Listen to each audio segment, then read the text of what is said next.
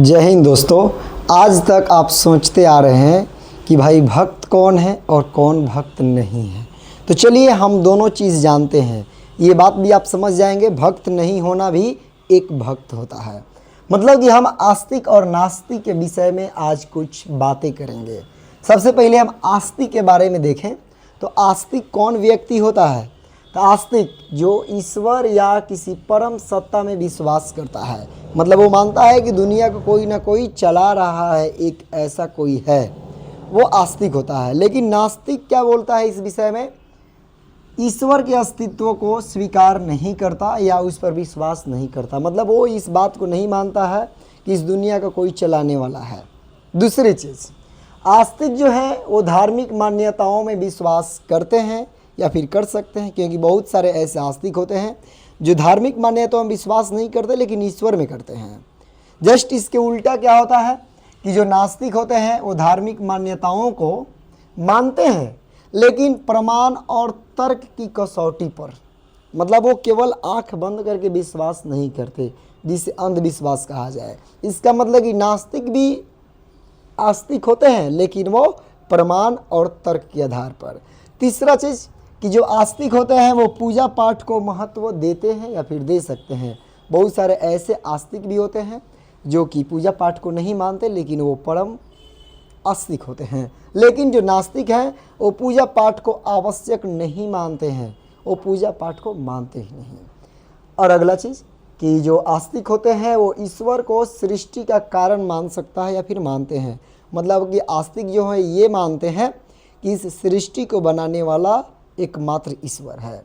लेकिन जो नास्तिक होते हैं वो ये बोलते हैं कि सृष्टि की व्याख्या को लेकर, सृष्टि को व्याख्या करने के लिए इस सृष्टि की व्याख्या वो प्राकृतिक या वैज्ञानिक कारणों से कर सकता है या फिर करते हैं। मतलब वो मानते हैं कि सृष्टि का रचना कोई एक आदमी नहीं किया है बल्कि वो प्राकृतिक और वैज्ञानिक कारणों से हुआ है, इसका हर कारण है।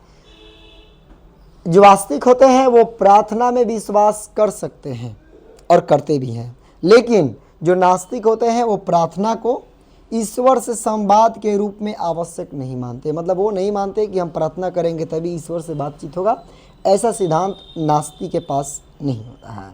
लेकिन जो आस्तिक होते हैं वो धार्मिक ग्रंथों को श्रद्धा से देख सकते हैं। मतलब कि उसमें श्रद्धा, अपना प्रेम, भक्ति लगाते हैं ग्रंथों में, जो आस्तिक होते हैं।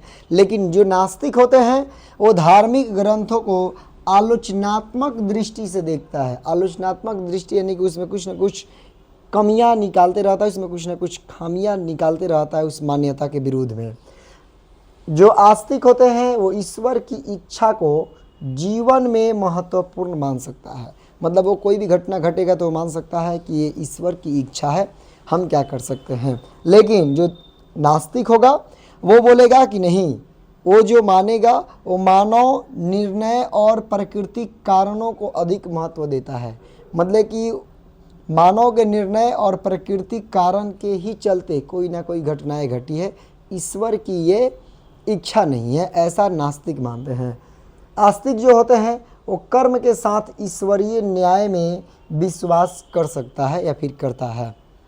मतलब कि जो आस्तिक हैं वो अपना कोई भी काम करेंगे उसमें भगवान के विश्वास को लेके, ईश्वर के विश्वास को लेके कि नहीं, इसमें प्रभु जो है परमपिता ईश्वर है उसके साथ है, मतलब अपने साथ जोड़ के अपने कर्म के साथ देखता है।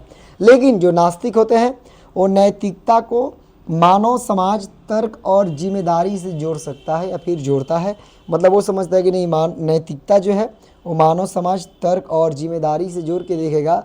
यानी कि वो हर चीज़ में तर्क, जिम्मेदारी को जोड़ के देखेगा, किसी एक व्यक्ति के ऊपर नहीं डालेगा जैसे आस्तिकता में डाल दिया जाएगा ईश्वर पर। धर्म को जीवन का महत्वपूर्ण आधार मान सकता है या फिर मानते हैं जो आस्तिक होते हैं।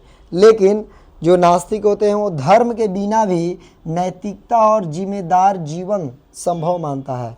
मतलब वो मानता है कि बिना धर्म के भी नैतिकता और जिम्मेदारी जीवन में संभव है। लेकिन यहाँ देखेंगे नास्तिकता को लेके आस्तिक लोग क्या मानते हैं। तो आस्तिक जो होते हैं वो आध्यात्मिक विश्वास उसके विचारों का हिस्सा होता है। मतलब कि वो जो भी विचार देता है उसमें ईश्वर प्रभु अपना एक ना एक जोड़ दिए रहता है स्लोगन भगवान से रिलेटेड। लेकिन जो नास्तिक होते हैं वो तर्क, प्रमाण और व्यक्तिगत अनुभव को अधिक महत्व देते हैं। मतलब वो तर्क का एक तरह से सिद्ध करने में हैरान रहते हैं, उनको प्रूफ चाहिए, और वो जो उनका पर्सनल एक्सपीरियंस है इस पर ज़्यादा वो अपना महत्व देते हैं। तो आपको ये जो 10 पॉइंट दिखा आस्तिक और नास्तिक में अंतर, आप इनमें से बहुत सारी चीज़ों को जानते होंगे। बताएंगे कि आपको ये वाला वीडियो कैसा लगा और कमेंट ज़रूर करें। इसे शेयर कर दें उन लोगों के पास जो आस्तिक और नास्तिक में लेमझेम लगाए रहते हैं। एक बात इससे आपको सीखने को मिलेगा कि नास्तिकता भी एक तरह की आस्तिकता है, लेकिन नास्तिकता है वो प्रमाणित आस्तिकता है, और जो आस्तिकता में ही आस्तिकता है इसमें अंधविश्वास भी ज़्यादा है। तो धन्यवाद, मिलते हैं हम लोग नेक्स्ट वीडियो में।